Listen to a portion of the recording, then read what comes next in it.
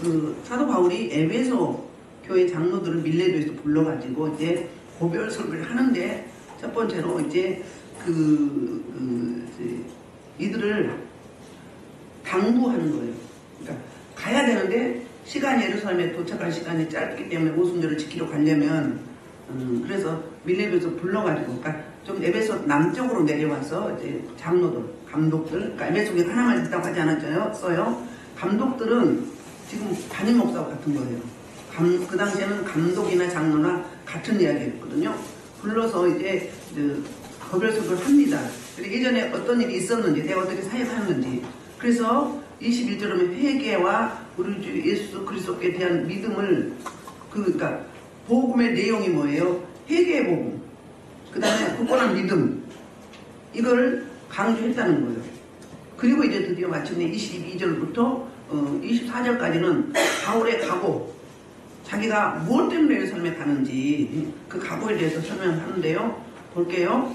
자, 22절 시작. 보라, 이제 나는 성령에 매여 예루살렘에 가는데 거기서 무슨 일이 일어나는지 알지 못하노라. 아멘. 자, 사도 바울이 이렇게 장로들한테 그 이야기를 해요. 내가 지금 무엇 때문에 어디로 가는지. 근데 그냥 가는 게 아니잖아요. 자기가 자기 계획을 해서 간 게 아니라 성령의 이끌림을 받았다. 성령의 지배와 통치 가운데 성령이 가라고 하니까 간다. 그래서요, 여기 예루살렘에 가는 걸 수많은 기도 응답 받은 분들과 선지자들이 또 이제 예언가들이 반대를 했어요. 심지어 이제 빌립스다의 딸이나 아가보 선지자는 뭐라고 이야기했어요? 그 사도 바울의 그 허리띠를 가지고 이렇게 자기 몸을 묶으면서 이 띠의 주인이 이렇게 묶임을 받는다. 그러니까 모든 사람들이 다 반대를 하는 거예요. 그러니까 내 사도가 하나님의 그 쓰임받는 사역자가 고난당하고 고통당하면 누가 가라고 할 사람이 없잖아요. 근데 응답은 같이 받은 거예요. 사도 바울도 받고 또 이제 함께 동역하는 분들과 성도들도 또 예언가들도 선지자들도 받았어요. 받았는데 겉에 응답을 받은 부분과 사도 바울이 깊이 받은 응답이 달라요. 사도 바울은 좀 더 구체적으로 받았어요. 그래서 그 로마에 가면 내가 한락과 고난 고통 예루살렘에서 당하지만 묶여서 가지만 그러나 로마에 하나님의 구원받은 백성이 너무너무 많다는 거예요. 그 당시에 모든 길은 로마로 났잖아요. 가장 강대국으로서 전 세계 인구가 로마에 몰려왔기 때문에 복음을 전파할 기회가 각 나라에 전파할 기회가 너무너무 용이했던 거예요. 그래서 로마로 들려서 로마에서 전 세계 사람들에게 복음을 증거하고 그 다음에 땅끝이라고 여겼던 스페인에까지 복음을 증거하고자 하는 그 복음에 대한 열정, 하나님 나라에 대한 열정이 불릴듯이 일어났었어요. 그런데 그래서 이렇게 설명을 해주는 거예요. 마치 유언 설교처럼 하는 거예요. 원래 22절부터 31절까지는 5가지의 그 변증 설교를 하면 돼요. 그래서 변증을 하는데 어떻게 한다고요? 거기서 무엇을 당하는지 못하노라. 그러면서 이제 성령 다시 이야기 23절 오직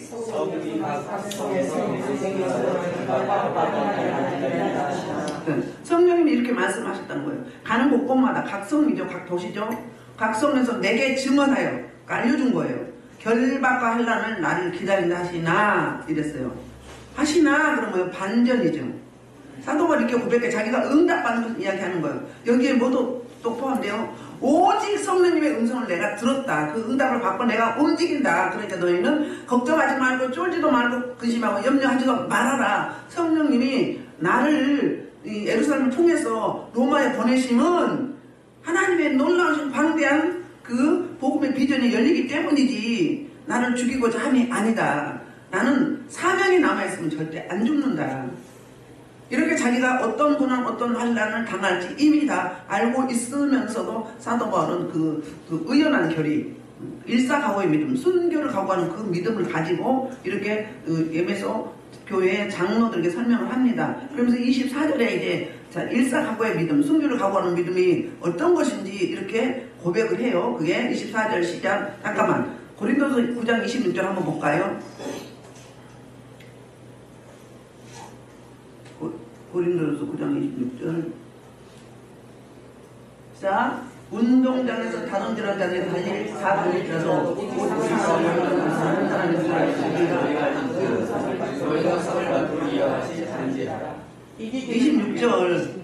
26절만 봐요. 그러므로 나는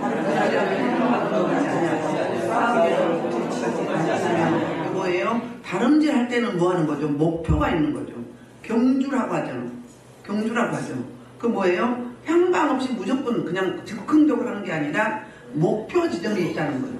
그 목표 지점은 예루살렘을 거쳐서 이제 부족 연보 헌금을 구제연금을 드리고 그리고 이제 예루살렘 교회의 지도자들과 이제 화평한 가운데 이제 그 로마로 가서 복음을 전파하는데 이렇게 나는 무조건 즉흥적으로 내가 가고 싶어서 몸이 닳아서 간 게 아니라 성령 하나님이 하나하나 일일이 구체적으로 디테일하게 알려주시고 지시하셔서 간다. 그러니까 향방식 허공을 치듯이 무조건 가는 게 아니다. 달리기 선수들이 어떻게 해요? 목표 지점이 있죠.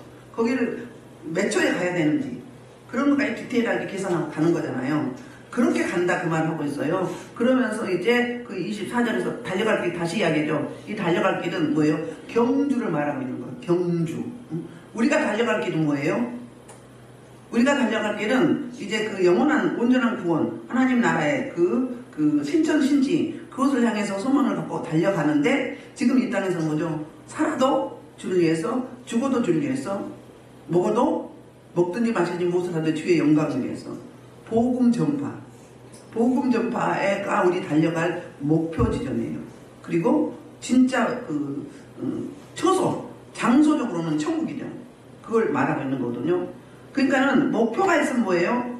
목표가 있으면 힘들지가 않아요. 목표가 있기 때문에 소망이 있기 때문에 옛날에 어려울 때 그 엄마 아빠들이 대학 보낼 때 자식들을 피땀 흘려 뭐 때문에 열심히 한 거예요? 힘들다 하지 않고 힘든 것도 모르고 그 자식 뭐 하려고 출세하고 성공시키려고 그렇게 애썼단 말이에요. 그거는 뭐예요? 땅의 것이잖아요. 근데 이 하나님께서 저와 여러분에게 주신 사명이 있어요. 그래서 사명은 뭘 이야기하느냐면 디아코니아는 섬김이에요. 자, 어떻게 섬길 것인지 우리가 섬길 수 있는 게 뭐예요? 각자 저와 여러분에게 뭘 줬어요? 은사를 줬어요. 또 재능도 줬어요. 각 재능별로 섬기는 거죠. 꼽아요. 옷을 드리세요. 옷을.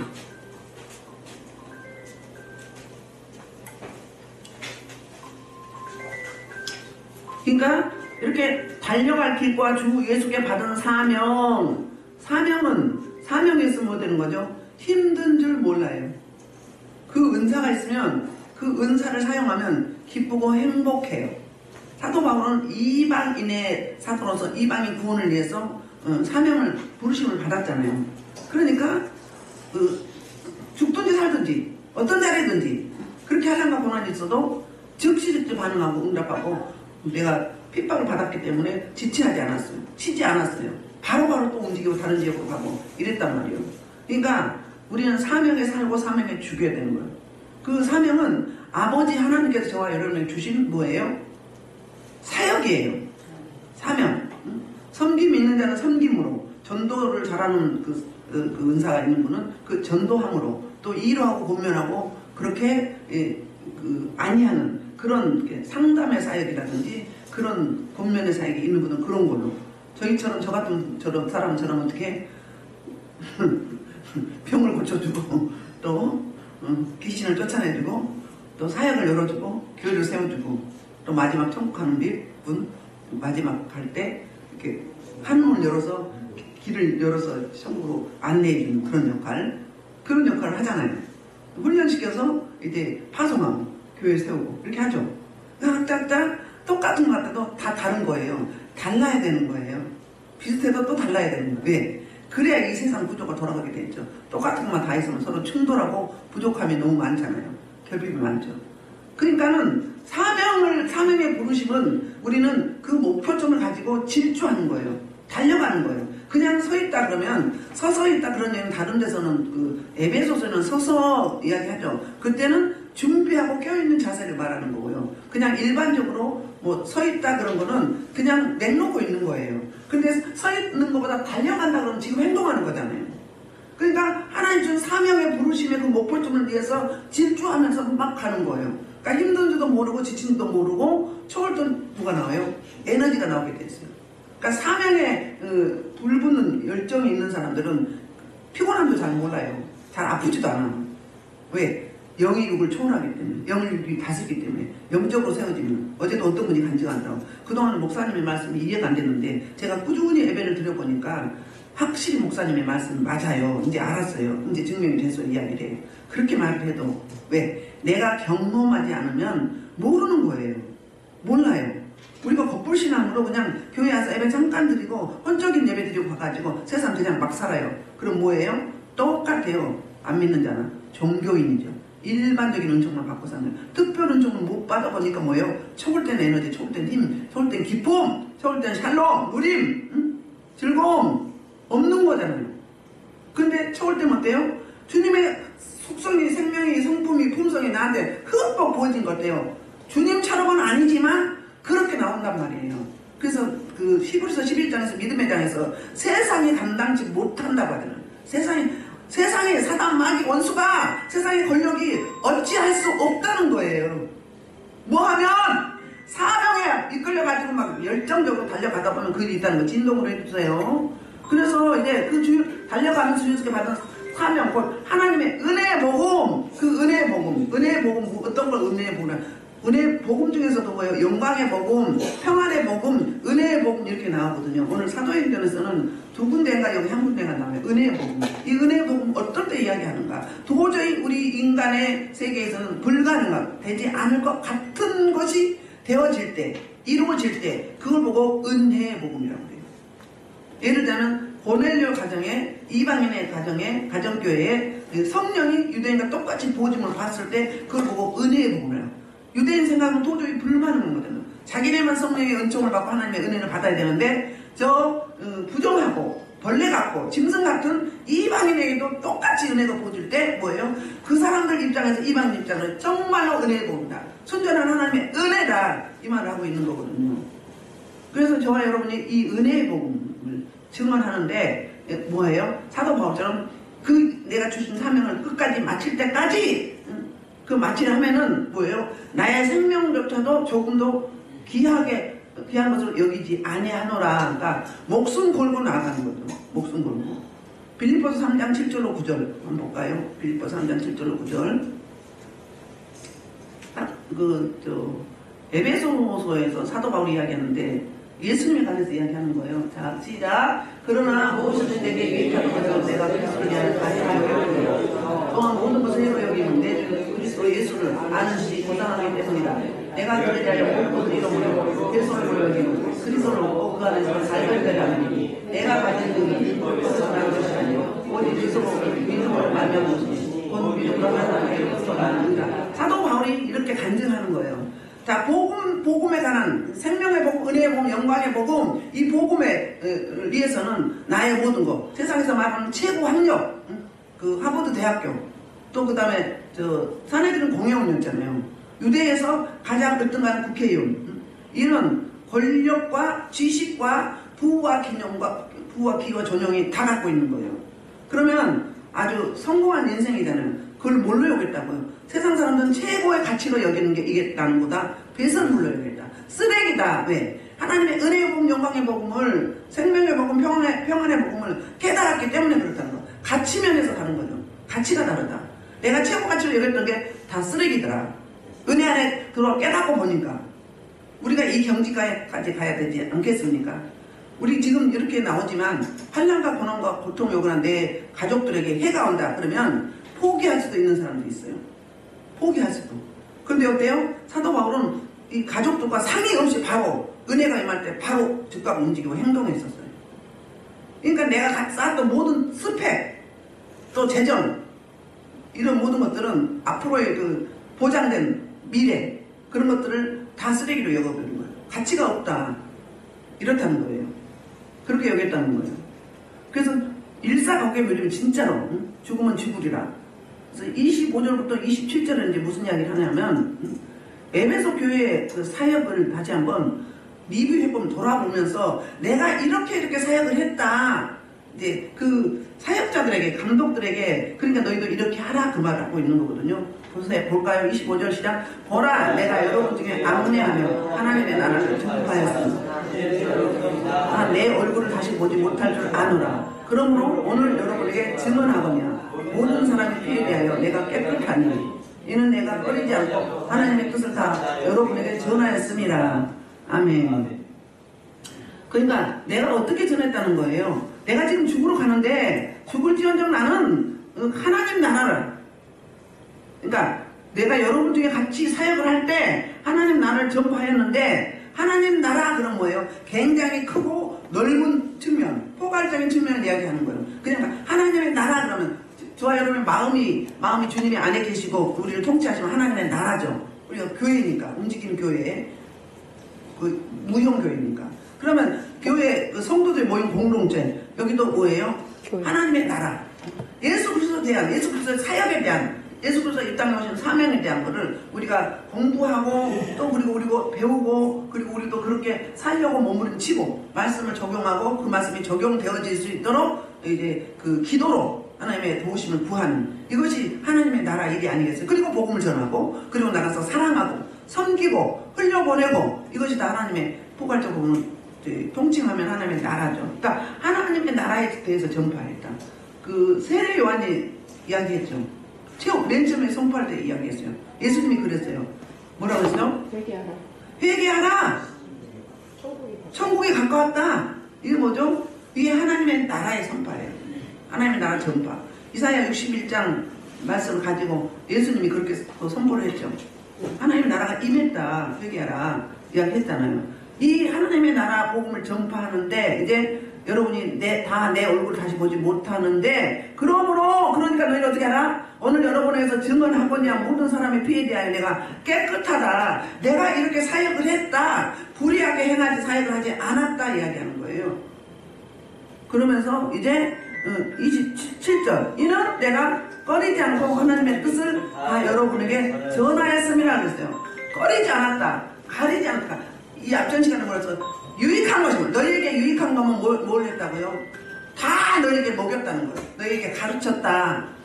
너희에게 유익하다고 생각하는 건 내가 가리지 않고 다 선별해서 너희에게 먹였다. 그리고 가르쳤다. 그 말을 하고 있는 거예요. 이게 그 진정한 사역자, 영혼 사랑함이에요. 적당히 주는 거. 요즘은 적당히 준다고 그래요. 은사자든 그래요. 적당히 해야 된다고. 뭘 적당히 해? 그날 나오고 드러나는 다 처리에 맞는 거예요. 적당히 하는 건 자기가 하는 거예요. 왜? 안 올까봐, 한 번에 다 해주면 안 올까봐 적당히 해줘야 된대. 누가 하는 거예요? 지가 하는 거지. 지 사업이지. 하나님과 관계없죠. 뭐예요? 영혼을 사랑하면 그 사람이 바로 나예요.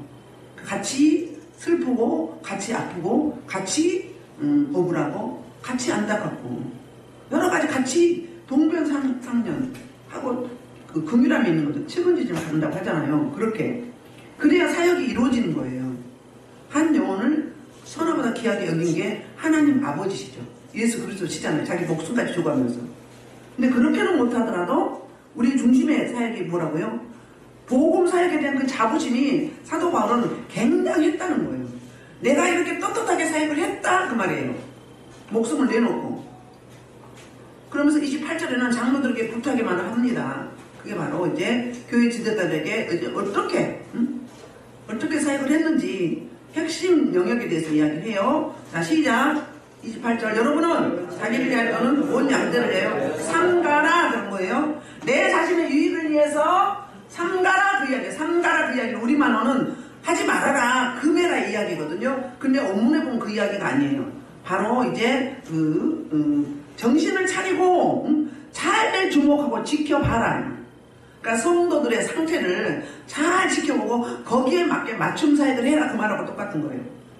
우리 사역하다 보면 이제 처음에는 막 은혜가 임하잖아요. 금방 달라지고 그때는 막 계속 와.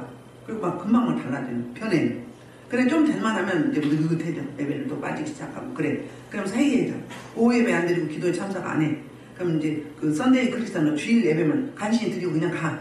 그런 사람들이 주로 떨어져 나가거든요. 근데 우리는 미리 알아요. 딱 보면 벌써 달라요. 갈 사람은 달라.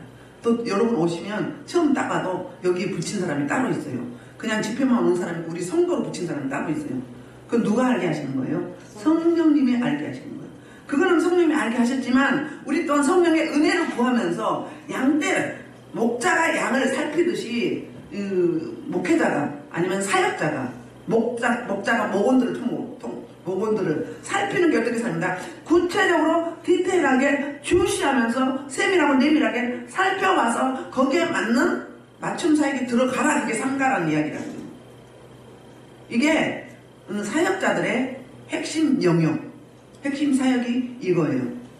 근데 물론 성품도 있고 기질도 있지만 다 못 살필 때가 있잖아요. 그러니까 어때요? 담임 목사 못하니까 부목사님도 계시고 협동 목사도 계시고 또 목자들도 있고 또 선교회도 있고 있잖아요. 응? 있죠. 그렇게 해서 이렇게 유기적으로 나가는 거예요. 담임 목사 못 살피면 그래도 목자가 목원을 가장 잘 살필 수 있죠. 응. 그런 식으로 그렇게 살펴가는 거예요. 그렇게 그러니까 정신을 차리고 깨어있으라 그 말하고 똑같은 거예요. 깨어있어서 너한테 맡겨준 약물이 성도들을 주시해서 잘 살펴서 바른 길, 선한 길, 복된 길, 온전한 길로 어그러진 길로 가지 말고 직선으로 지름길로 가게 할 수 있는 인도자, 레베카, 축복의 통로 이 사명을 감당하는 이야기를 하고 있는 거예요. 그러면서 이제 왜 그런가? 하나님이 자기 피로 사신 교회를 보살피게 하셨기 때문에 하나님의 은혜와 도움을 구하면 너희는 능히 할 수 있다. 내가 그렇게 했던 것처럼 너희도 그렇게 하라. 그 말인 거예요. 할렐루야. 인간은 이 앞전에는 목회관이 뚜렷했다면 복음사역에 대한 자부심이 대단했다면 이번에는 교회관이 뚜렷한 것이 바로 28절 말씀이에요. 사도 바울이. 응?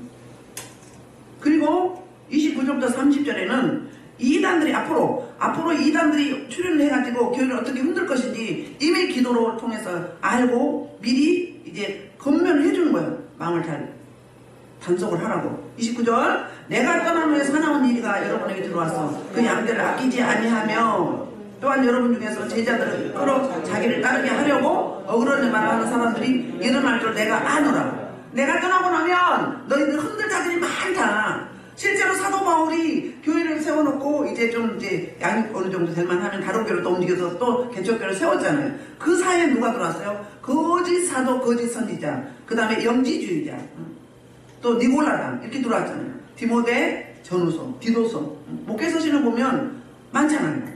또 요한계시록, 소아시아 7교회 중에서 있죠.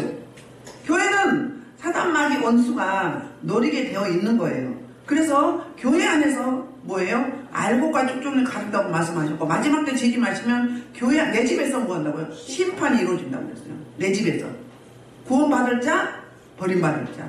그러니까 무늬만 그리스도인 아니면 뭐예요? 광명한 천사. 믿음이 좋은 척하고 선한 척하는데 알고 보니까 적그리스도 이단이에요. 이런 것들을 교회 안에서 가르친다는 이야기예요. 그러니까 교회에서 예배 드린다고 다 성도가 아닌 거예요. 성도는 뭐예요? 거룩한 성이잖아요. 구별된 자들이잖아요. 세상과 구별되었어요. 그러니까 하나님의 백성으로서 하나님의 성결의 영이 부어진 자들이란 말이에요. 그러니까 교회 집사, 목사, 권사, 장로 다 믿지 마세요. 그 사람의 언행심사와 삶이 있는지 없는지 봐야 돼요. 삶으로 이야기하는 거예요. 언행심사로 이야기하는 거거든요. 그래서 이렇게 연결을 하는데 어때요? 그 양떼를 아끼지 않나. 거짓 사도의 특징은 내 양떼가 아니기 때문에 어때요? 아끼지 않아요. 이런 이야기, 이런 말씀 하잖아요. 이사야서도 그러죠.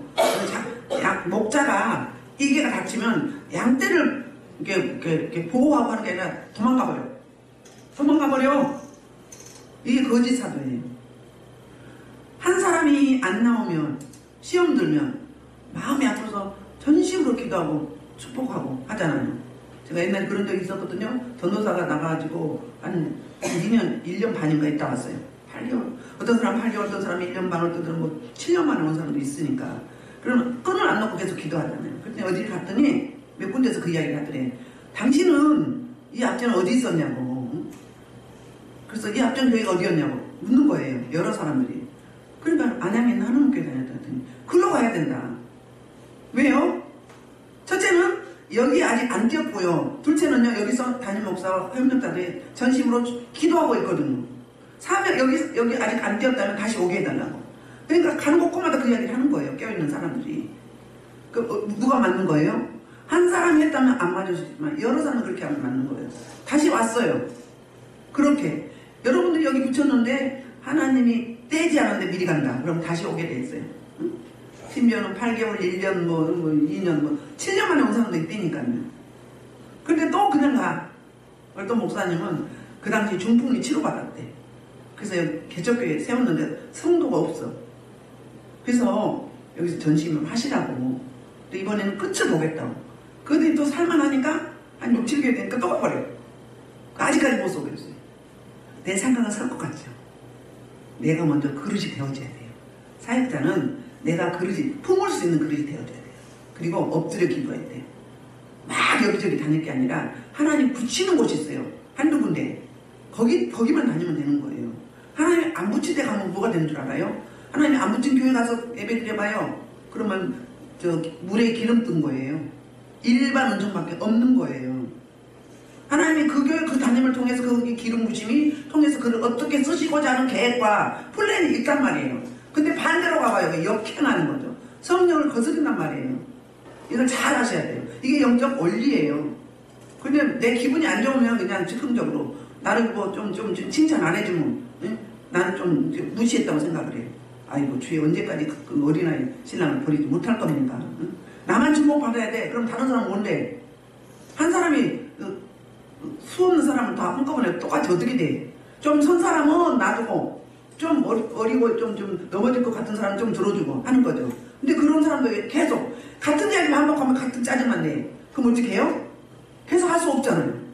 거기에 집중할 수 없잖아요. 그렇잖아요? 그럼 또 다른 사람 급한 사람 또 봐야지. 그래서 자기만 생각하는 거야. 어린아이는 남들을 배려 못해.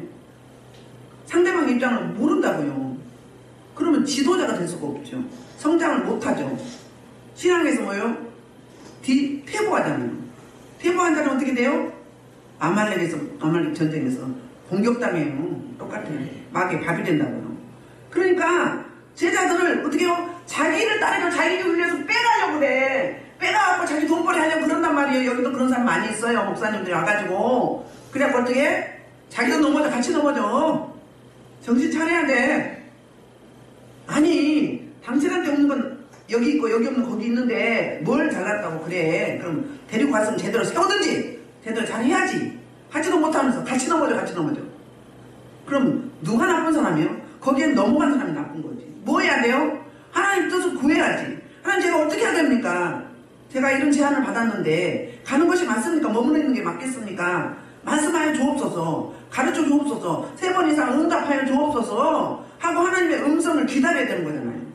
근데 그냥 즉흥적으로 움직여. 그럼 어떻게 해요? 얼마나 늦어지는데요. 축복이 그만큼 늦어진다고요. 다시 시작해야 돼요. 쭉 가다가 쫙 미끄러져. 골든타임 갔다가 딱 못 넘기고 쫙 맨날 그거만 하고 있어. 그거만. 뭐예요? 누구를 만나느냐. 여기 어그러졌다 이 말은 애곡되고 구부러졌다 그 말이에요. 진리가 아니다 그 말이에요.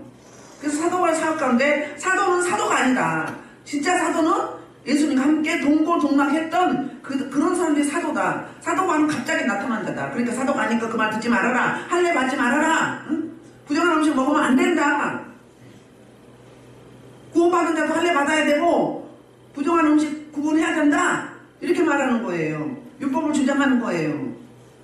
영지주는 뭐예요? 영은 슬령하고 육은 무익하다. 함부로 굴려요. 이게 영지주의 특징이 거짓 사도들은 주로 뭐예요? 사도권을 놓고 했었죠. 그리고 구약의 할례를 받으라고 했고. 니고라당도 마찬가지잖아요. 이 사람들은 하나님 이름 팔아서 자기 돈벌이 사업하는 사람들이라면 지금도 많아요. 응? 지금도 많아. 여기저기 다니면서 어떻게 사람 빼가려고. 뭐 그렇게 자신이 없어. 전 여러분도 오라고도 안 하지만 그런 짓은 안 해요. 그리고 아니면 머물라고 그래요. 어떤 분이 누구 기도해달라고 교회 옮겨야되라고 우리 교회 오겠다고 그래요. 근데 기도했더니 아니다. 이분은 그 교회 11조다. 뭐예요? 새벽말 드리면서 교회와 목사님을 놓고 관계상 놓고 전심으로 기도해야 되는 그 교회의 11조다. 움직이면 안 된다. 이렇게 말을 해주면 맞죠? 내 욕심 차린다고요? No! 그럼 여기 올 사람이 못 오는 거예요. 여기 올 사람이 못 오는 거예요. 또 내가 가야 되는데 안 가면 여기 올 사람이 또 못 오는 거예요. 안 갈 때 가야 되면 거기 또 올 사람 못 오는 거예요. 이게 영적 원리예요. 모르는 사람은 무조건 즉흥적으로 움직여. 그렇지요. 여러분한테 말씀해 드리는 거예요. 이거 원리 모르는 사람도 몰라요. 무조건 물론 집 갖고 온데 다니는 게 좋아. 근데 멀리서 올 사람 오고 대형교회 간 사람 따로 있고 개척교회 올 사람 따로 있는 거예요. 개척교회 하던 대형교회 편하게 그냥 묻어가려고 이렇게 한 사람들은 일반 은총만 받는 거예요. 사명대로 이끌림 받아야 돼요. 개척교회 섬길 사명대로 따로 있는 거예요. 그럼 개척교회를 세우는 사명과 같은 상급이 있단 말이에요. 그래서 31절에 보면 그러므로 여러분이 일깨워 내가 3년이나 만나시지 않고 눈물로 각 사람은 훈계하던 것을 기억하라. 기억해야 되는데 사도 바울이 에베소께서 어떻게 사역을 했는지 일깨웠다 그 말 뭐예요? 일깨웠다 그러면 깨어있었다 그 말이에요. 현재 명령이거든요. 지금 바로 명령하는 거예요. 일깨워 그러면 너희들을 깨우쳤다 교훈했다 바로 세워갔다 그 말이에요. 근데 어떻게 밤낮 쉬지 않고 눈물로 각 사람을 훈계했다. 눈물로. 원래 사역자들은 성도들의 환경과 상한 상태와 여건 처한 그 환난과 고난 오면은 같이 울잖아요. 같이 눈물 뿌리며. 그게 사역자예요. 그거 없으면요 사역 못해요. 감이 없는데 영적 문둥병 났네. 무조건 기도하자 해. 자기는 하지도 않고. 어떻게 해야 돼? 해결을 해줘야 될 거 아니에요. 해결을 해주려면 그 사람이 먼저 전심을 하나님께 찾고 찾아야 되고 바른 예배, 바른 말씀, 바른 기도, 바른 관계 맺어야 되고 회개하면서. 두 번째는 사역자가 기도로 도우면서 앞으로 이끌어줘야 되는 거죠. 그래서 우리 일주일에 한 번씩 예배 드린 데가 딱 정기적으로 2군데 있어요. 그러면 변화가 나타나게 돼 있어요. 그렇게 해서 이게 다 처리하고 나가는 거죠. 돌파하게 하는 거죠. 영적 길을 바꿔서 돌파하게 하는 거예요. 그래서 훈계 내용이 뭐예요? 훈계하는 내용을 말하는 게 아니라 훈계하는 모습을 말하는 거 아니에요. 여기 오늘 31절에서 훈계하는 모습이 뭐예요? 밤낮 쉬지 않고 깨워서 눈물로 훈계했다는 거예요. 눈물로. 그럼 한 사람 한 사람 자식을 키워나가는 아비의 심정, 어미의 심정이죠. 그걸 말하는 거거든요. 우리가 기억해야 될 것. 모든 사역자와 모든 성도가 기억해야 할 것. 사도 바울에게 주셨던 이 은혜가 있면서 깨워서 밤낮 쉬지 않고 눈물로 권면하고 위로하고 돕기도 하고 세워주고 하나 그 말을 해요. 그래서 복음을 이제 아까 어그러졌다 그 말은 복음을 곡해하고 교묘한 원리로서 그랬던 길로 자꾸 인도하는 거야. 근데 모르니까 그냥 따라가. 모르니까. 이단들이 그렇잖아요. 이단의 특징이 뭐예요? 이단의 정리는 그 말씀을 뭐예요? 가감하는 게 이단이에요. 말씀을 붙이거나 말씀을 어떻게 해요? 빼거나. 그 자기 유일할 때로 말씀을 뽑아가지고 구조를 뽑아가지고 자기 쉽게 매칭을 하는 거예요. 그러면 안 들어본 말씀이기 때문에 어때요? 그러서하게 되어지는 거예요. 영분별이 없으면. 그러니까 저와 여러분은 영분별을 해야 돼요. 영분별이 가장 최대의 무기예요. 성도들은. 특히 사역자들은 그렇죠. 이거 진짜인지 가짜인지 속임수인지 그렇게. 그럼 32절 지금 내가 여러분을 주와 및 그 은혜의 말씀에 부탁한다. 그 말씀에 여러분을 능히 든든히 세워서 거룩하게 하심을 입은 모든 자 가운데 기업이 있게 하시리라. 자, 말씀을 어떻게 하라고? 말씀을 그러니까 성도들과 예수 그리스도와 그 은혜의 말씀 아까 은혜의 복음이 나왔죠? 은혜의 말씀 생명의 말씀, 능력의 말씀, 치유의 말씀 있죠? 은혜의 말씀 순전히 거저주시는 내 노력, 내 힘씀, 애씀 이게 아니라 내 투자가 아니라 우리 하나님의 거저주신 은혜 그게 선물로 주신 말씀이잖아요. 그 말씀에 부탁한다. 그래서 어때요? 그 말씀이 성도들 그리고 지도자들을 능히 든든히 요동치 않게 한다. 요동치 일희일비하지 않게 한다. 이렇게 말하는 거예요. 이게 그 축복의 말씀이거든요. 축복의 말씀이 이게 32절 말씀이에요. 그래서 그렇게 하면 성도들이 바로 세워지잖아요. 그럼 어떻게 해요? 그 거룩하신 입은 모든 자 가운데 기업이 있게 한다. 그러니까 떨어져 나가지 않고 배교하지 않고 이단에 빠지지 않고 든든히 세워져 가서 여동치 않은 그 그리스도의 군사들은 든든히 세워질 뿐만 아니라 모두 있다고 해요. 기업이 있다는 거예요. 기업은 뭐예요? 후사예요. 상속자예요. 하나님 아버지로부터 받은 하나님의 자녀란 말이에요. 자녀는 아버지 거죠. 내 거죠. 유산으로 받게 되잖아요. 내가 받아서 또 후사들에게 물려주는 거예요. 내가 은혜 받았으면 그 은혜를 흘려보내는 거잖아요. 나눈 거잖아요. 똑같은 거. 이게 기업이에요. 할렐루야. 하나님 나라의 기업, 은혜의 말씀을 맡은 자로서 기업을 잃게 합니다. 그러니까 다른 말로 하면 상급, 면류관. 그동안에 예수고 수고했구나. 이거랑 똑같은 이야기예요. 자, 이번 시간에 디모데전서 볼게요. 6장 5절로부터 10절 볼게요. 디모데전서 6장 5절로부터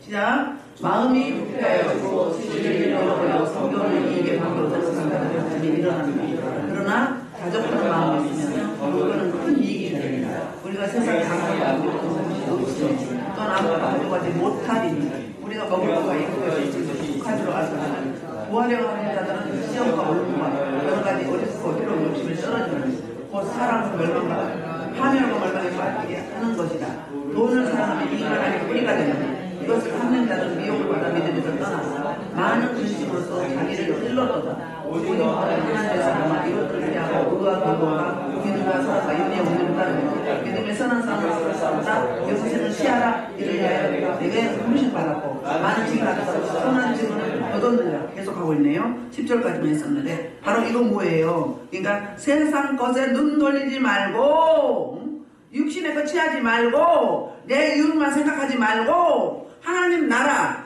하나님의 교회, 바른 복음, 바른 진리, 바른 예수, 그리고 말씀과 기도, 이 경건생활은 범사에 유익하다고 했어요. 경건생활이 뭐예요? 예배드리고 말씀 보고 기도하고 사랑하고 섬기고 전도하고 나누고 구제하고 선교하고 이런 걸 통치게 해서 뭐죠? 경건생활이에요. 신앙생활, 믿음생활 똑같은 이야기거든요. 이렇게 해야 된다 그 말이에요. 그래서 이제 33절 보면 내가 33절부터 35절까지는 사도 바울의 마지막 권면이에요. 마지막 유언 설교예요. 볼게요. 내가 아무리 은이나 금이나 의복을 탐하지 아니하였고 여러분이 아는 바와 같이 손으로 나와 내 동행들을 쓰는 것을 충당하여 그랬어요. 그러니까는 그 자비랑 순교했다는 거예요. 자비랑 순교에서 사도 바울은 그리고 이제 일부 교회에서 이제 그 순교를 보내준 걸로 썼죠. 그러니까 얼마나 열심히 일했겠어요? 굉장히 열심히 일한 거예요. 그래서 무슨 이야기를 하고 있냐면 은이나 금이나 의복을 탐하지 아니하고 방금 이 말씀하고 똑같은 이야기거든요. 그 디모데전서 6장 말씀하고 똑같아요. 그래서 여러분이 아는 바와 같이 이 손으로 나와 내 동행들 쓰는 것을 충당했다는 거예요. 충당했다. 그럼 쓸 것을 뭐 했다는 거? 공급했다는 거예요. 그렇게 사역했다는 거예요. 지금 유럽이나 미국이나 저런 쪽으로도 그렇게 사역을 하죠. 선교사들도 대부분 그렇게 해요. 물론 큰 교회에 파송된 선교사님들은 큰 단체에서는 다 공급이 되지만 나머지는요 자비랑 손을 해요. 같이 하는 거예요. 안 할 수가 없잖아요. 요즘에 개척교회도 그렇게 하잖아요. 그랬듯이 그런 중심으로 했기 때문에 너희들은 뭘 헌금 요구하지 말고 하나님의 물질을 유용하거나 횡령하지 말고 그 이야기를 이렇게 설명하고 있는 거예요. 그러니까 본인이 뭐 보면 보였으니까 너도 이렇게 해라 그 말을 이렇게 하고 있는 거거든요. 그러니까 선교의 정신이 뭐다? 바로 이런 일사각오의 믿음인가 동시에 누구에게 유익을 취하려고 하지 말라. 나의 유익의 도구로 성도를 사용하지 말라. 그래서 32절부터 35절이 바로 무슨 이야기냐면은 이제 결론 부분인데요. 바로 그 축복과 약한 자를 돌보라는 이야기가 이렇게 나오거든요. 그리고 이제 34절, 35절. 자, 범사에 여러분에게 모범을 보여준 바와 같이 수고하여 약한 사람들 돕고 또 예수 그리스도께서 친히 말씀하신 바 주는 것이 받는 것보다 복이 있다 하심을 기억하여야 할지니라. 아멘. 받는 것이 주는 것보다 복이 있다. 그러니까 주는 것이 받는 것보다 복이 있다. 이게 누가복음 6장 38절에도 예수님이 그렇게 말씀하는데 또 비슷한 이야기인데요. 뭐예요? 그러니까 취하려고 하지 말고. 그러니까 범사에 본을 보였다는 본. 진짜 본은 예수님이거든요. 근데 그 예수님을 본받아서 사도 바울이 그렇게 했다는 거예요. 그러니까 그 수고하여 약한 사람들을 도우라는 거예요. 착취하지 말고 도우라는 거예요. 지금은 덜한데 옛날 목회자님들이나 사모님들은 이렇게 거지 근성이 있어요. 무조건 달라고 해. 달라고 하고 빌려쓰면서도 안 줘. 당연히 섬긴 줄로 알고 있어요. 제가 어떤 목사님을 병원비가 없어서 섬겼거든요. 근데 이제 병원비가 아니었다고 나중에 알고 보니까 달라고 했더니 이거 가져가면 목사님 다쳐요 이러면서 빌린 것과 섬긴 거는 다른 거잖아요. 근데 얼마 못 살고 가더라고요. 그러니까 미안한 마음이 있어야 되는 거 아니에요? 당연히 빌린 건 빌린 거지. 어떤 사모님이 어디를 갔는데 빌려달래요. 근데 줄 생각을 안 해. 뭐예요? 원래 그렇게 살았던 거예요. 근데 목회자도 받으려고 하지 마세요. 심어야 돼요. 심으시라고. 목회자가 먼저 본을 펴야 돼요. 없는 중에서도 심으세요. 저는 뭐 제 이야기 하면 자랑거리겠지만 그렇거든요. 가급적이면 교회에서도 쓸 거, 소소한 거 거의 다 써요. 그리고 여러분들 교통비 없는 분도 제가 알거든요. 어려운 분들. 요즘에 그런 분들이 덜 와. 봉투에 담아서 10만원이고 5만원이고 드려. 교통비 하시라고. 또 그리고 막 만원이라도 하는 분이 있어. 근데 이분은 상황을 내가 알잖아. 근데 그 예물을 받으면 너무 마음이 아픈 거예요. 왜? 이거 안 드리면 얼마나 쓸 수 있는데 이거 드릴 때 얼마나 조마조마했을까. 그 마음이 절절해. 여러분 헌금도 딱 들잖아요. 얼마나 절절한지 알아요. 그냥 거지 그 동냥하듯이 이렇게 툭 던지는 사람 같은 느낌이 있는 사람이 있어. 애물 드리면서 꼬글꼬글하고 다 구겨가지고 막 쑤셔 넣어놨어.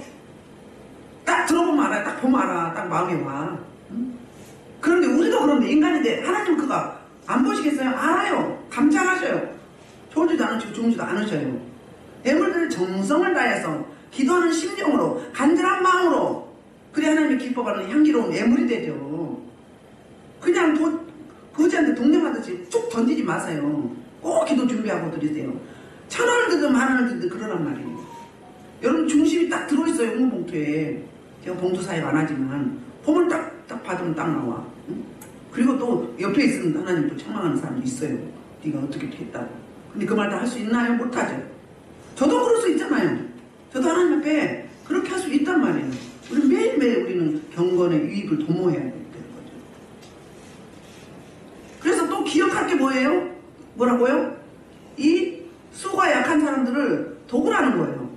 그래서 주 예수께서 친히 말씀하신 바는 뭐예요? 주는 것이 받는 것보다는 섬기라!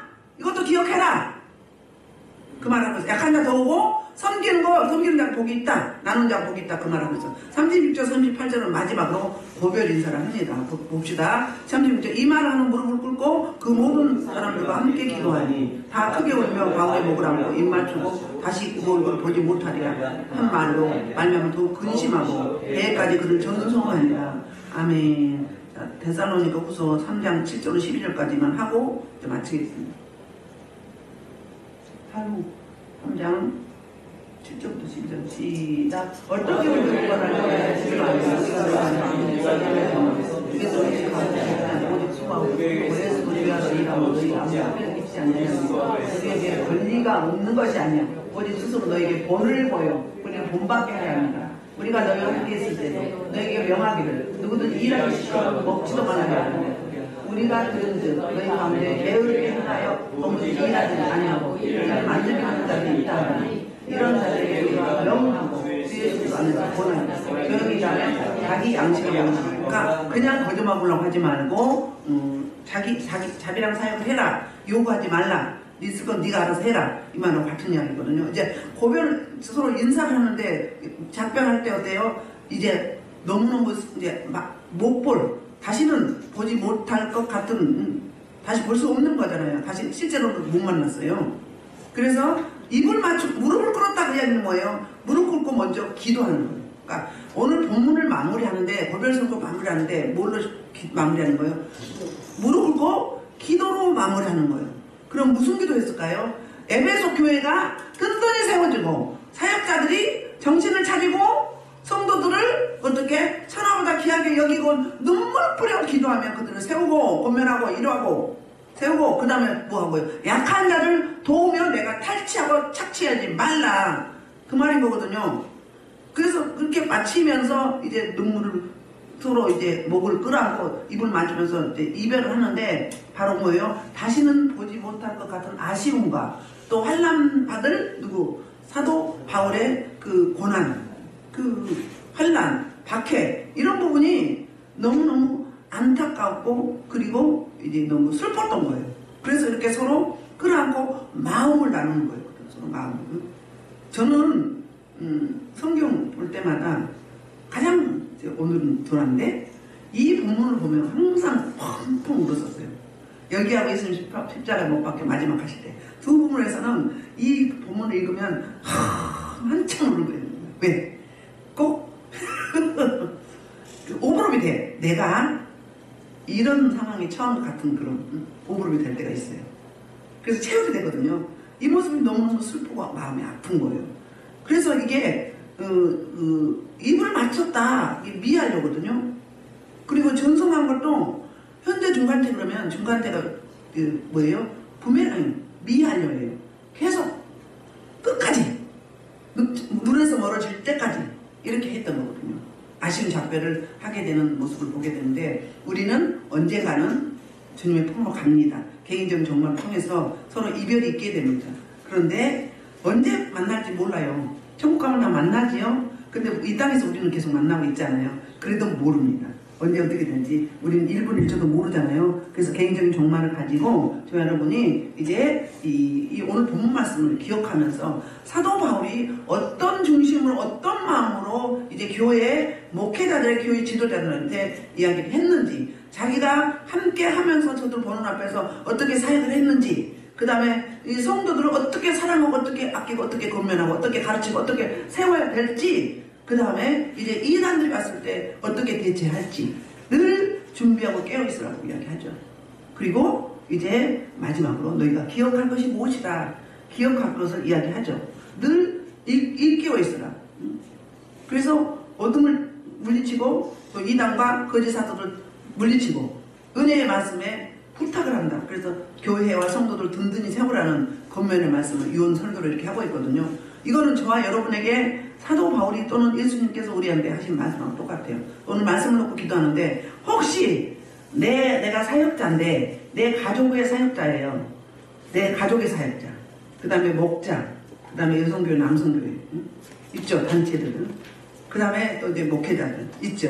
다 모두 사역자들인데 나에게 사명을 주셨는데 내가 어떻게 반응하고 어떻게 행동하고 어떻게 이 일을 감당하고 있는지 그냥 마지못해서 매일매일 그냥 습관적으로 타성이 들어서 그냥 하는지 아니면 충심을 다해서 전심으로 주님 앞에 포함되어 자세를 하고 있는지 돌아보면서 사순절 기간 동안에 우리가 묵상할 것은 주님의 십자가의 은총이거든요. 주님이 이 땅에 오셔서 어떻게 사역하셨고 어떻게 마무리를 하셨는지 이 부분을 묵상하시면서 저희 삼상을 통성으로 기도하겠습니다.